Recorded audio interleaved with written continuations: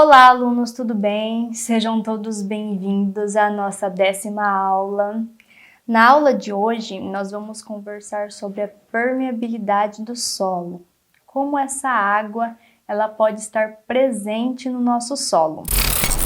Bom, a água ela pode apresentar no seu formato livre. Ele é encontrado nos espaços vazios do solo e pode ser facilmente eliminada, inclusive pelo processo ali de compactação. Outra maneira que nós podemos encontrar a água presente no nosso solo é através da água da capilaridade, que vai percorrer de maneira ascendente pelos capilares do solo.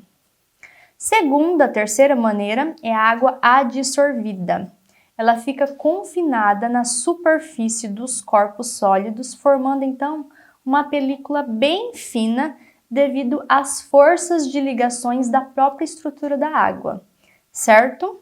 Nós também temos a água de infiltração, que é infiltrada no solo com a ação da gravidade, a água acumulada, que pode encontrar confinada no solo em algum ponto por causa de uma camada impermeável. Nós também temos a água freática, que está presente nas camadas mais profundas deste solo, e a água de condensação, que é o vapor de água apresentado no solo. Então, como vocês podem perceber, nós temos várias maneiras de encontrar água presente no solo, não somente ali preenchendo os vazios. Nós temos a água presente de várias maneiras e nós precisamos estudar e compreender essas maneiras para evitar que essa água ela venha a prejudicar o nosso solo, certo? Tratando-se, por exemplo, de uma estrutura de fundação, uma estrutura de uma edificação, nós sabemos que nós precisamos impermeabilizar as nossas fundações, de maneira que a água presente no solo não entre em contato. Porque da mesma maneira que a água presente no solo, ao entrar em contato com a nossa edificação, vem a prejudicar a resistência do material da nossa edificação, a própria água, quando presente em grandes proporções e de maneira não previsível no próprio solo, também prejudica, diminui a resistência desse solo, certo? Então, por isso que é motivo do nosso presente estudo. A permeabilidade do solo pode ser, então, entendida como a capacidade de transferência da água e de outros líquidos. Se o solo tem grande capacidade de escoamento, tem grande capacidade de infiltração, ele pode ser classificado como um solo altamente permeável. Caso contrário, o solo irá permear menos e se tornar menos permeável ou impermeável.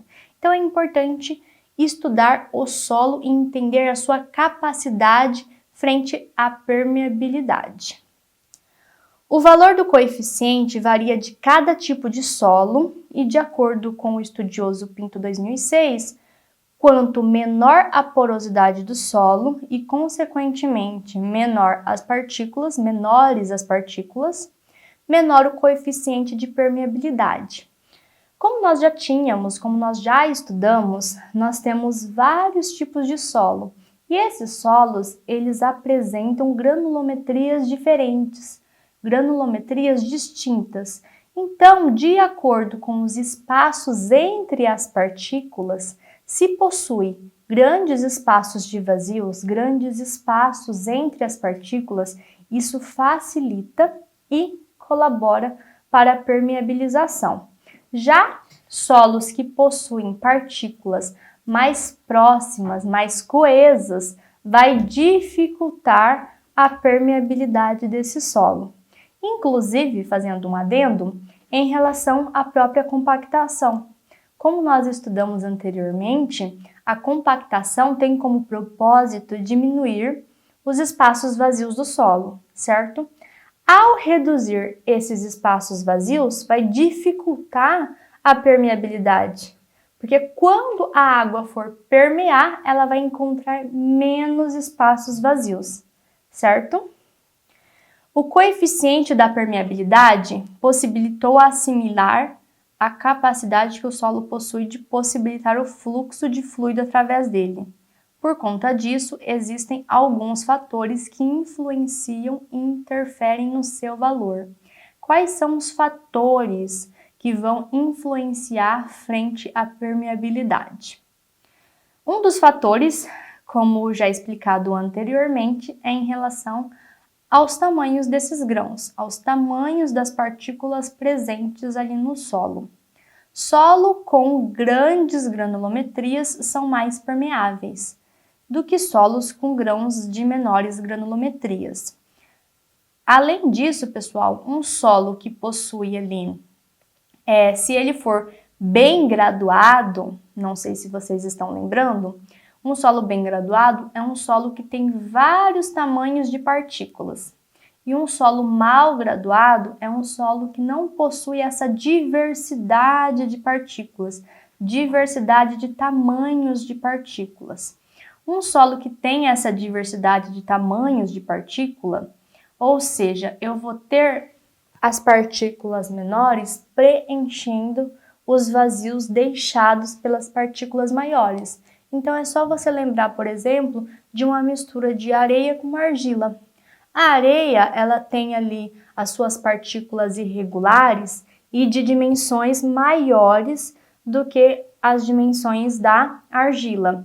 Porém, as argilas conseguem preencher os espaços vazios entre os grãos da areia. Por isso que, além do tamanho da partícula, também é importante se o solo ele é bem graduado ou mal graduado, certo? Índice de vazios. Os espaços vazios disponíveis estão diretamente proporcional para o fluxo passar. Logo, a maior permeabilidade do solo. Exatamente o que a gente vem conversando ao longo da nossa disciplina. Se tem espaço para a água passar, ela vai passar. Então, sempre que possível, dificultar esses espaços, diminuir esses espaços vazios para dificultar a permeabilidade da água. Composição mineralógica, mais perceptível nas argilas, de maneira a modificar o coeficiente de permeabilidade em função da presença de certos minerais. Então, tem certos minerais que vão, por si só, dificultar a passagem da permeabilidade, a passagem da água, certo? Estrutura do solo. Solos com estrutura floculada possuem maior coeficiente de permeabilidade do que os solos que possuem estruturas dispersas. Porque, como eu disse anteriormente, quando esses solos possuem diferentes granulometrias e as menores granulometrias conseguem preencher os vazios deixados pelas maiores granulometrias, nós vamos ter ali menos espaço, certo? Menos espaço para a percolação dessa água. Grau de saturação. Quanto maior o grau de saturação, proporcionalmente maior o coeficiente de permeabilidade. Bom, além disso, nós precisamos entender a respeito da água, que é o líquido que nós estamos conversando, que tem como a possibilidade de permear o nosso solo, o nosso maciço rochoso também. O fato de que a água é composta de moléculas polares é responsável por muitas das propriedades que explica o comportamento da água no ambiente do solo. A polaridade explica como as moléculas de água interagem uma com as outras. Isto é, em vez de agir de forma independente, liga-se a duas outras moléculas adjacentes. O que isso significa?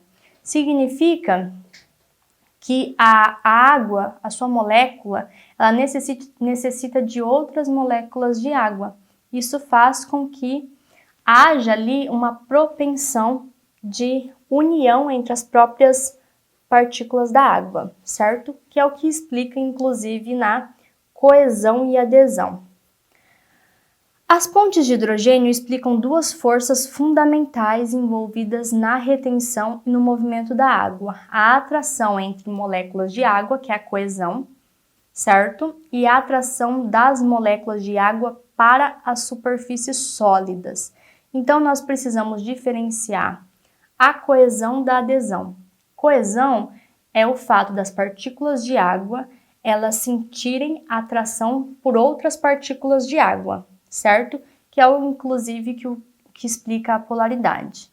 Já a adesão é a atração das partículas de água pelas partículas sólidas. Inclusive, em relação, por exemplo, se você observar uma proveta, em uma proveta, ao adicionar ali a água, você consegue observar, inclusive, a formação de um menisco. Ao formar um menisco, você consegue perceber a atração das partículas de água pela própria partícula de água e a atração da partícula de água pela superfície sólida, certo? A adesão, também conhecida como adsorção, mantém as moléculas de água confinadas nas partículas sólidas do solo. Logo, essas moléculas de água, mantidas por adesão, retêm por coesão moléculas de águas mais afastadas da superfície sólida. Juntas, a adesão e coesão permitem que as partículas sólidas do solo retenham a água e influenciam no seu movimento. Essas forças agindo em conjunto também possibilitam a plasticidade da argila.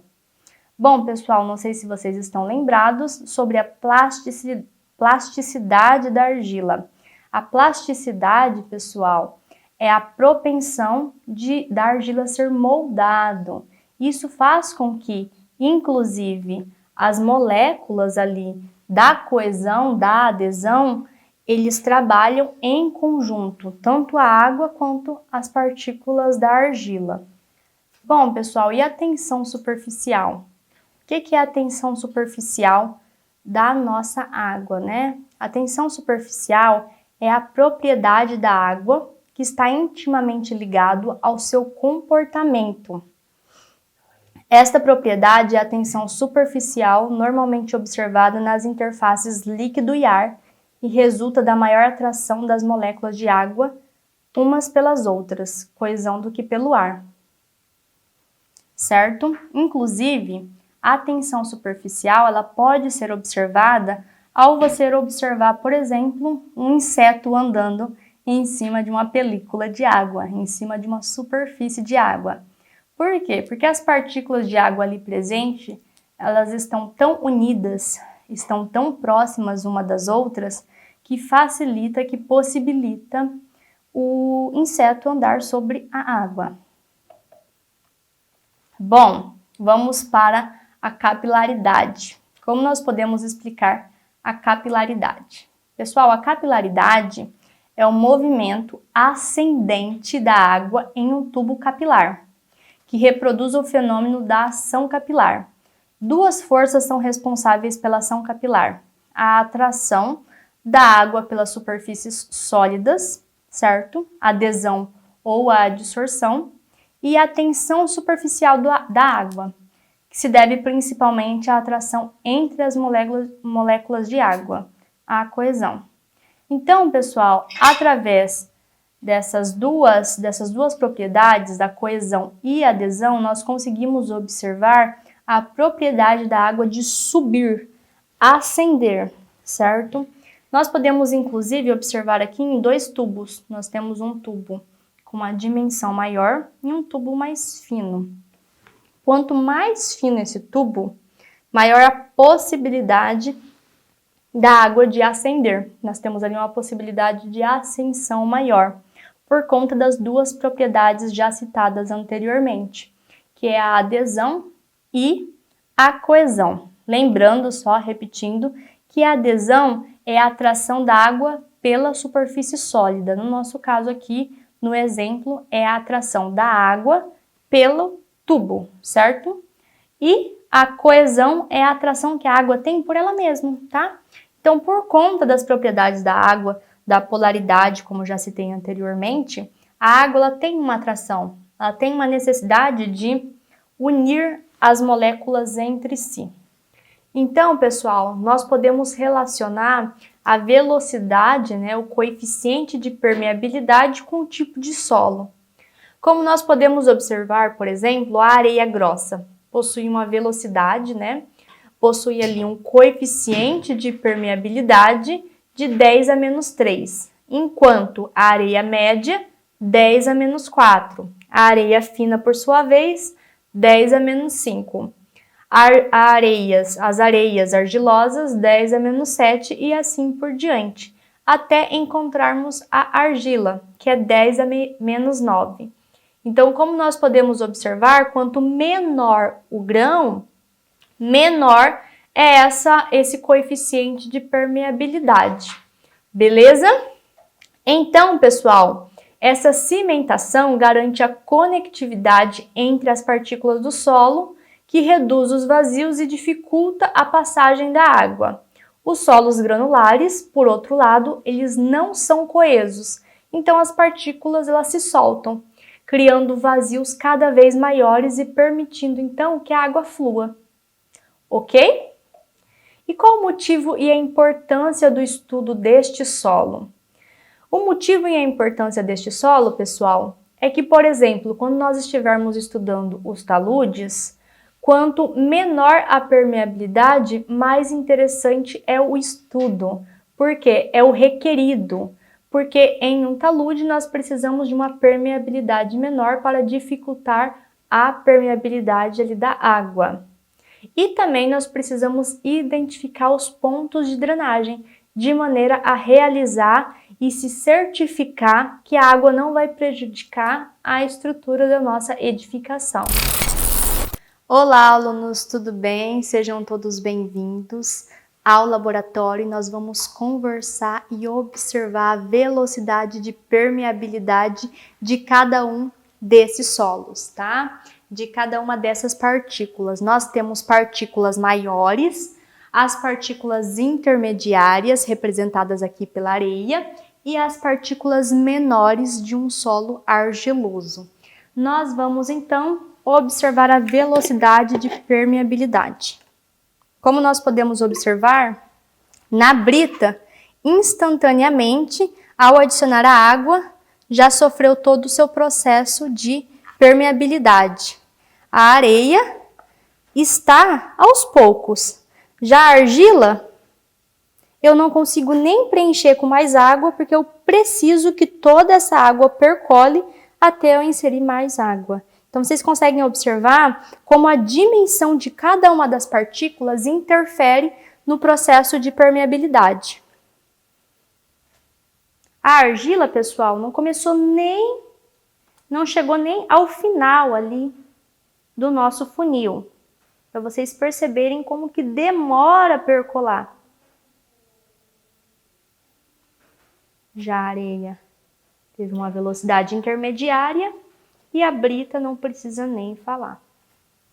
Bom, é isso, pessoal. Vocês conseguiram, então, compreender na prática a velocidade da permeabilidade de cada uma dessas partículas. Sugiro a você, caso você tenha interesse, em realizar este experimento na sua casa. É um experimento bastante simples e você consegue constatar e estudar para a nossa disciplina, certo? Muito obrigada! Ok? É isso então, pessoal. Muito obrigada e vejo vocês na nossa próxima aula.